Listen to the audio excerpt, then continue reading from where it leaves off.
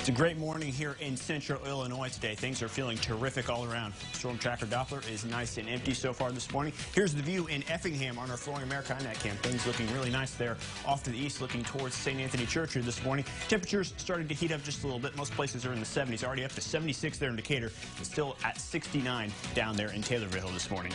Dew points have started to crawl up by quite a bit here. Looking anywhere between the mid-60s, even some low 70s in a few places like Lincoln and Jacksonville as humidity starts to creep up just a little bit today. We expect humidity to stay low, though, due to this northwest wind, bringing in some dry air. Wind speeds right now anywhere between calm and around 10 miles an hour. Looking at your planner for today, looking at partly cloudy skies today. Some places might see a few showers and storms later in the afternoon. WCI 3 News at 9 o'clock starts right now. Alrighty, Seth, good to have you on the morning show, and we thank you at home for joining us. I'm Matthew White. And I'm Karina Rubio. We have a lot in store for you in the next hour of the morning show, but first, here's a look at your eye-opener. A federal judge is holding the Illinois Department of Corrections in contempt of court. We'll tell you why the department failed to improve health care conditions.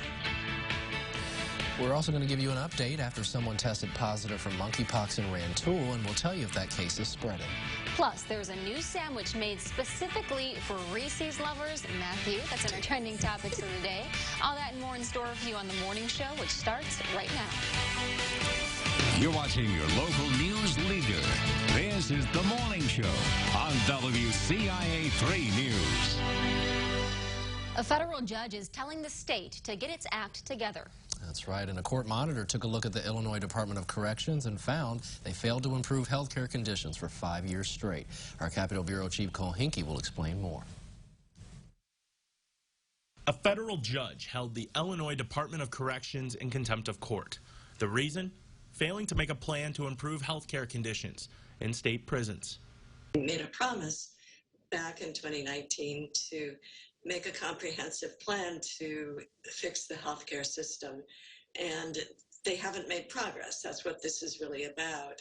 And Governor Pritzker framed the contempt holding in a different way, saying the judge is trying to speed up negotiations between the two sides of the court battle. We've submitted a plan to the court. The two parties to the court case are in discussions about that plan, about how to implement that plan. I want to remind all of you that health care within our prison system has actually improved significantly since I took office. The court monitor's report conflicts with the governor's statement. In fact, the first line of the summary of the report reads, quote, "There is a wide gap between what IDOC believes it has accomplished and the findings of the monitor." The court monitor found that prison medical units were severely understaffed. Patients were diagnosed with cancer and other serious conditions late, and the state did not meet standards for caring for the aging population in prisons. And it violates people's constitutional rights, and frankly, it violates minimum standards of humanity. Prison watchdog organizations like the John Howard Association have been seeing these types of conditions in Illinois prisons for years. But this latest report reinforces their belief that Illinois needs an entirely new way to handle their prisons. It's time to start thinking very differently about, what we do, how we treat people in state custody, because the way we're doing it right now doesn't work. Reporting in Springfield, I'm Cole Hinkey. So that contempt of court charge does not come with explicit punishments, but the judge could take further actions, such as fining the state, but only if it continues to not meet the standards set by that judge. Well, several central Illinois nursing homes were also fined by the state, and the IDPH released its 2022 second quarterly report this week. It does show there were facilities violating the Nursing Home Act, which include Clark Lindsay in Urbana, University Rehabilitation Center of Champaign-Urbana, and then Garden View Manor in Arcadia, both in Danville. Each facility was fined $25,000 for what they call Type A violations, which means there was a strong likelihood of death happening or serious mental or physical harm to a resident. Turning to a news update for you. The Champaign-Urbana Public Health District says no one else has tested positive from a monkeypox case at a Rantoul daycare. All adults and children who were exposed were screened and offered the vaccine. As of today, there have been no cases of secondary spread. The adult who tested positive is currently isolating and doing well. And the Macon County Health Department confirmed its first mosquito batch of the year tested positive for West Nile virus. The Macon Mosquito Abatement District says it was found in a roaming trap. Now, there have been no positive cases in people yet this year, and the risk is currently low. Well, as we turn to news and crime, Decatur Police and Macon County Crime Stoppers needs help actively trying to solve a shooting death this week.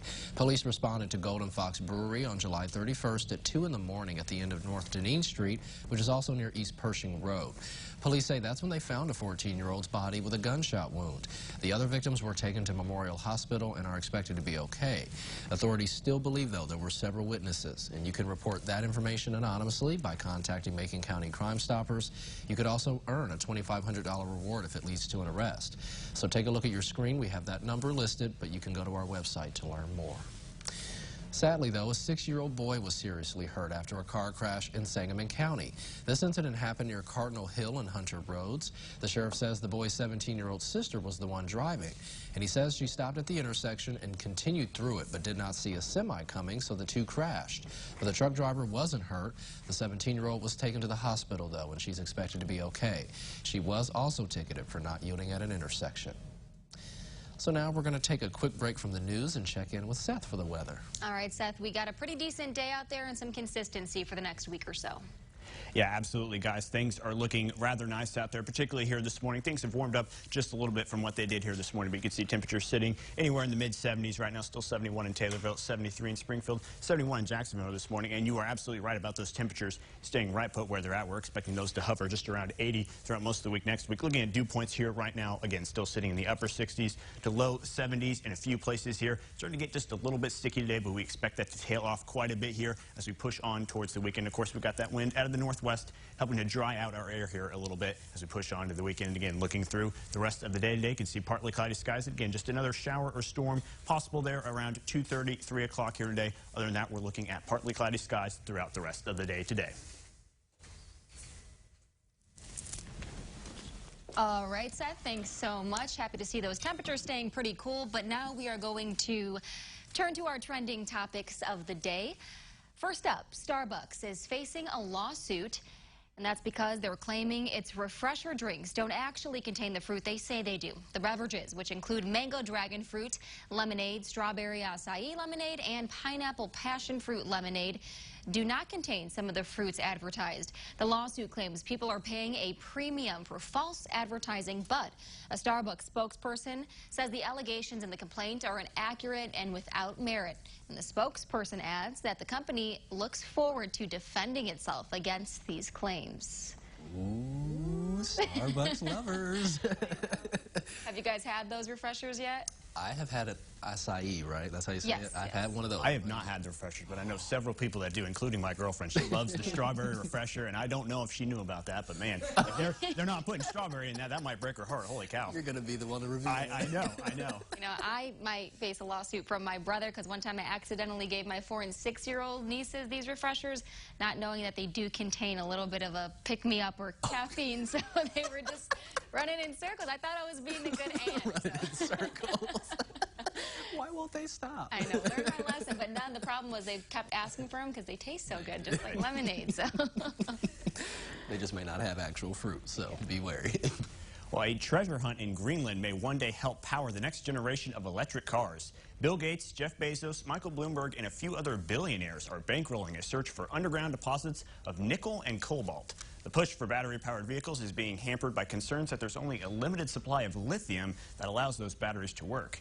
There have already been predictions that the supply could be exhausted in just 20 years. If soil samples and drilling reveal huge amounts of nickel and cobalt, hundreds of millions of car batteries could be converted to those metals. Drilling could begin as early as next summer. Some positive news. like a Pokemon Go with a purpose. They are pretty explorative in this field, but It's crazy to think that that stuff could be gone in 20 years. I mean, that's not that long from now, thinking about how long some stuff usually lasts. Just and we're starting to get, shortages. yep, absolutely.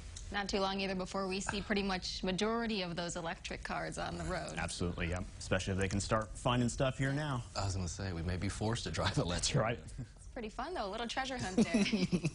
Without the Pokemon, I guess. All right, Matthew, I know you're excited for this next one. We need your opinion. I was going to say, viewers, you're going to have to help me with this one, decide if I should eat this or not. But we're going to behold the Barbecue Reese's Peanut Butter Cup Sandwich. So this is a meal definitely not recommended by your doctor.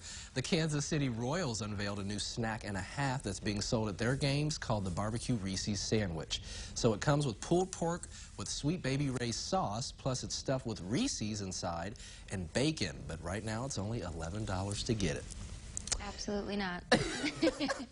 As much of a fan as I am, I do not think the addition of bacon and then Reese's. They absolutely worded that right when they said snack and a half. Yeah. That thing is huge. But it's like, you know, I do like pork. I do like Reese's, but together, I mean, just, I don't know. I don't know about that. I've heard some wacky ballpark food before. I've even heard, like, I think Seattle had fried grasshoppers at one time. I don't know what kind of experiments they're running here. I mean, does stuff like this go over well? I'm really curious to know if stuff like this is a hit. How long stuff like this even lasts. This will definitely be a sweet sandwich. Yeah. I just don't know if the sweet choices go together. Right. So. Absolutely. I mean, food doesn't always have to look pretty, but this just does not look appealing. It looks like a mess, just kind of all thrown together, which is exactly what it is. Probably what they wanted, too.